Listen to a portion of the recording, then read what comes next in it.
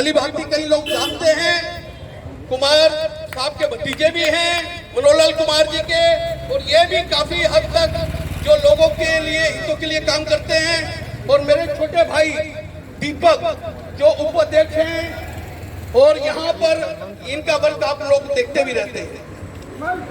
और नरेश जी को तो आप जानते ही हैं, नरेश जी उपाध्यक्ष नियुक्त हुए हैं, वो आए थे। नहीं, राजपाल जी भी आए हैं, ये भी हमारे उपाध्यक्ष नियुक्त हुए हैं। अरे आओ ना भाई जी यार, आगे आओ। और नरेश जिंदल जी जो हमारे सचिव नियुक्त हुए हैं, इनका भी बहुत बहुत स्वागत करते हैं। आ जाओ, आने वाले हैं।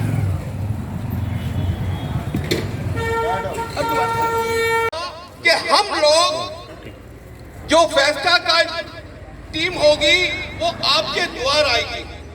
जो भी समस्याएं हैं, जिस मार्केट की समस्याएं हैं, वो हम समस्याएं सुनेंगे और उन समस्याओं का हल निकालेंगे। क्योंकि हमारे यहाँ कोई नेता आके कुछ नहीं होता, उनको लगता है कि ये लोग तो वोटर बाहर के हैं, उनको ये लगता है कि इनके लिए हम क्यों कार्य करें तो हम उस क्षेत्र में करें जहां पर वोटे हैं।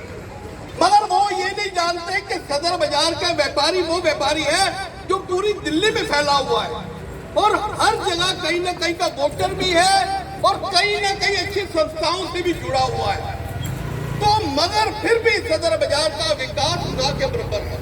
जो विकास होता भी है वो आप लोग जरिए अपने सोर्स के जरिए करवा लेते हो या कुछ कर लेते हो, उसके जरिए हो जाता है। मगर सरकारी तौर पे ना के बराबर जो आप देख रहे हो हालात किस प्रकार के हो चुके हैं। चाहे यहाँ पर अब देखिए, आप आते हैं तो सुबह ही आपको दर्शन हो जाते हैं सबसे पहले तो दलालों के, जो दलाल इसकी कार पकड़ के आपके ही पीछे पड़ जाते हैं, जबकि कईयों को पता ही नहीं लगता ये यहाँ के दुकानदार है। वो ये कहेगा कि यहाँ पर मैं आपको सस्ता कॉस्मेटिक दिला देता हूँ, सस्ता ज्वेलरी का सामान दिला देता हूँ, कोई भी चीज बोलो वो कहेगा मैं दिला देता हूँ। वो क्या है कि वो हमारे सदर बाजार के सबसे बड़ा भयानक जो आने वाला समय है वो आपके लिए खड़ा है, क्योंकि इतनी बदनामी हो चुकी है सारण सदर बाजार की कि वहां यहाँ पर अगर लाख रुपए का माल लेता है व्यापारी दलालों के जरिए, तो उसके घर में 10,000 का माल ही पहुंचता।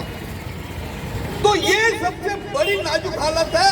इसको लेकर हमारा जो फेडरेशन का रुख जा रहा है वो ये जा रहा है कि हम लोग इसके ऊपर कार्रवाई करने जा रहे हैं, और सख्त कार्रवाई करने जा रहे हैं, और लीगल कार्रवाई करने जा रहे हैं। क्योंकि कई समस्याएं हैं। जैसे अभी आप लोग तो चाहे आप पार्किंग से उतरोगे तो अपनी दुकान तक समस्याएं हैं।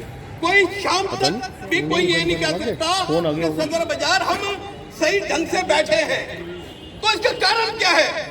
इसका कारण है कि हम लोग अपनी दुकानों से बाहर नहीं निकलते, अपनी समस्या आप नहीं बताते, अपनी समस्या के ऊपर आप नहीं लड़ते। आज इतना बड़ा दिन है, भगत सिंह राजगुरु सुखदेव का शहादत का दिन है।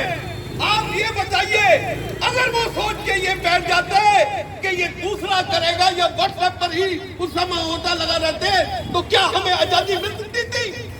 क्या हम आजाद हो सकते थे? क्या हम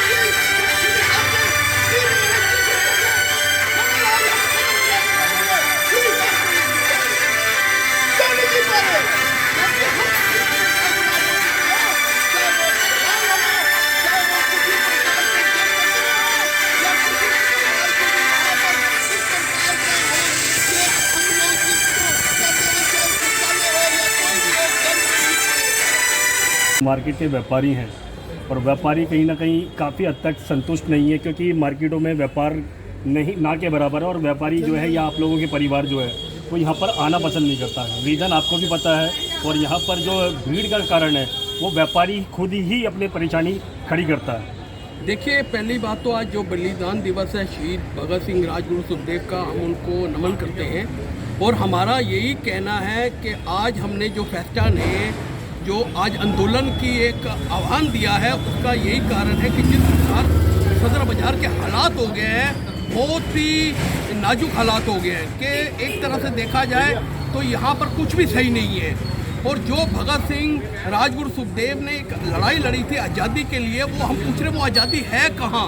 क्योंकि आज व्यापारियों की हालत ये हो चुकी है, व्यापार जगत की, आप देखिए कि यहाँ पर दलालों का कब्जा है, जेब कतरे इतने लगाम नहीं है उन पे कोई भी है। और पटरी वाले देखिए बीच में रोड में बैठे हैं, रश उसकी कारण होता है। और जब भी कोई बात आती है तो सदर बाजार के ऊपर गाज गिर जाती है सरकारी तौर पे। तो हमारा ये कहना है कि सरकार प्रशासन क्यों सोया पड़ा है? जब बात होती है किसी प्रकार की भी, प्रशासन कहता है भाई यहाँ पर रश नहीं होना चाहिए, किसी प्रकार की कोई लापरवाही नहीं बरतनी चाहिए, तो क्या सदर बाजार उनको नज़र नहीं आता?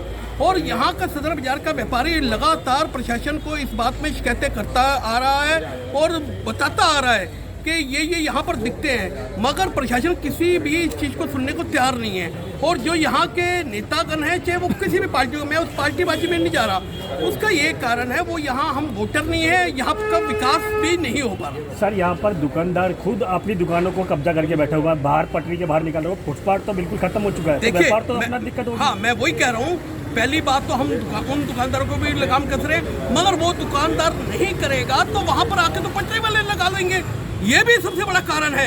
अगर देखिए, मैं वही कह रहा हूँ ना, तो ये तो सबसे बड़ी बात है, ये दोनों तरफ से परेशानी है हमें। हम तो कह रहे हैं दुकानदार के ऊपर लगाम कसनी चाहिए, मगर सबसे पहले पटरी भी तो उठनी चाहिए।